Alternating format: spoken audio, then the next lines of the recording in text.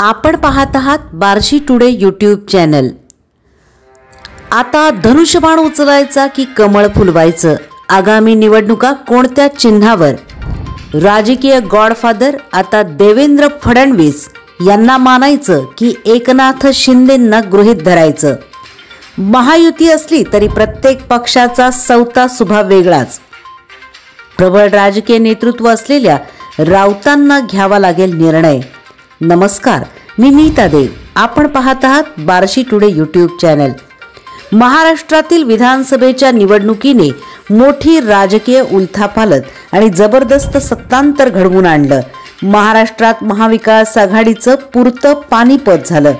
सोलापूर जिल्ह्यात भाजपाचे 5 उमेदवार निवडून आले, पण बार्शीतील महायुतीचे उमेदवार राजाभाऊ राऊत मात्र पराभूत झाले।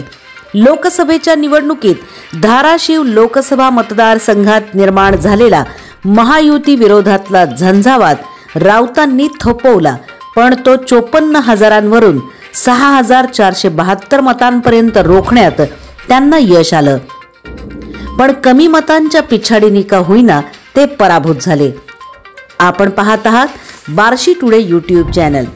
बार्शी तालुक्याच्या राजकारणात खऱ्या अर्थाने एक प्रभावी पक्ष म्हणून उदयास आलेल्या शिवसेनेच्या माध्यमातून राऊत यांनी आजपर्यंत 4 वेळा विधानसभेची निवडणूक लढवली, पण 2004 सालचा अपवाद वगळता त्यांना शिवसेनेकडून विधिमंडळात जाता आलेलं नाही। या विधानसभा निवडणुकीच्या वेळची परिस्थिती सुद्धा आतापर्यंतच्या उमेदवारीपेक्षा वेगळी, अनपेक्षित आणि अभूतपूर्व होती। विधानसभा निवडणुकीच्या अगदी आणीबाणीच्या क्षणी त्यांना शिवसेनेचं धनुष्यबाण हे चिन्ह घ्यावं लागलं। 5 वर्ष भाजपाशी एकनिष्ठ राहिलेल्या राऊत यांना महायुती अंतर्गत राजकीय तडजोडीचा भाग म्हणून धनुष्यबाण हाती घ्यावं लागलं।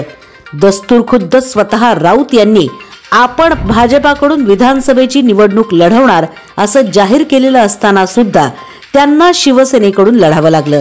बार्शीचं राजकारण व्यक्तिकेंद्रित आहे, पण तरीही प्रत्येक पक्षाला मानणारा एक वेगळा वर्ग आहे। राऊत विधानसभेला शिवसेनेकडून उभे राहिले। त्यांच्या प्रचारासाठी मुख्यमंत्री शिंदे यांनी बार्शीत जाहीर प्रचार सभा घेतली।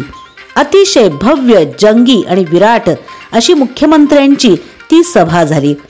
त्या सभेत मुख्यमंत्री शिंदे यांनी राजाभाऊ राऊत यांचं राजा माणूस म्हणून कौतुक केलं, पण या विधानसभा निवडणुकीत राऊत पराभूत झाले। आपण पाहत आहात बार्शी टुडे यूट्यूब चॅनल। खरं तर उमेदवारीचा हा निर्णय घेताना राऊत यांची भाजपाच्या वरिष्ठ नेतृत्वाबरोबर सल्लामसलत विचार विनिमय झाला असण्याची दाट शक्यता आहे। राऊत यांना 2017 ते 2024 या काळात भाजपा नेते व विद्यमान मुख्यमंत्री देवेंद्र फडणवीस यांचं विकास निधीच्या बाबतीत जबरदस्त पाठबळ लाभलेलं आहे। त्याचप्रमाणे लोकसभेच्या निवडणुकीत लक्ष्मी सोपान मार्केट कंपनीच्या आवारात तत्कालीन उपमुख्यमंत्री देवेंद्र फडणवीस यांनी राऊत यांचं विकास सम्राट आमदार म्हणून केलेलं कौतुकही सर्वज्ञात आहे। आता अशा परिस्थितीमध्ये बार्शी तालुक्यात लागोपाठ 4 महत्त्वाच्या निवडणुका अगदी तोंडावर आहेत। बाजार समिती, नगरपालिका, पंचायत समिती, जिल्हा परिषद आणि सरते शेवटी DCC बँकेची निवडणूक आहेच। राऊत जरी महायुतीमध्ये असले तरी प्रत्येक पक्षाचं अस्तित्व, धोरण, कार्यविस्तार, राजकीय पाठबळ या बाबी प्रत्येक पक्ष डोळ्यासमोर ठेवतच असतो। त्यामुळे या निवडणुकांमध्ये मतदारांना सामोरे जाताना एक पक्ष आणि चिन्ह हे निवडावंच लागणार आहे। त्यामुळे या निवडणुकांमध्ये राऊत यांना शिवसेना की भाजपा याचा निर्णय घ्यावाच लागणार आहे। आपण पाहत आहात बार्शी टुडे यूट्यूब चॅनल। नेता म्हणून फडणवीस की शिंदे हे जाहीरपणे त्यांना सांगावंच लागणार आहे।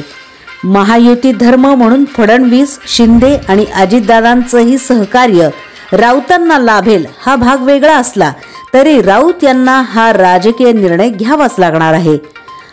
हा काहीसा पेच प्रसंगाचाच भाग आहे, पण राऊत यांना सरतेशेवटी हा निर्णय घ्यावाच लागणार आहे। गेली 30 वर्ष राजकारणाचा अनुभव असलेले राऊत या पेच प्रसंगातून कसा मार्ग काढतात याकडे अर्थातच तालुक्याचं लक्ष आहे। विरोधक म्हणून समोर मशाल पेटलेली आहे. आता राजाभाऊंचं धनुष्यबाण की कमळ लवकरच कळेल. तुम्हाला काय वाटतंय, राजाभाऊ धनुष्यबाण उचलतील की कमळ फुलवतील?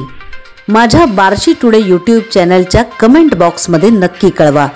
या आणि अशाच बातम्यांसाठी पाहत रहा फक्त बार्शी टुडे यूट्यूब चॅनल.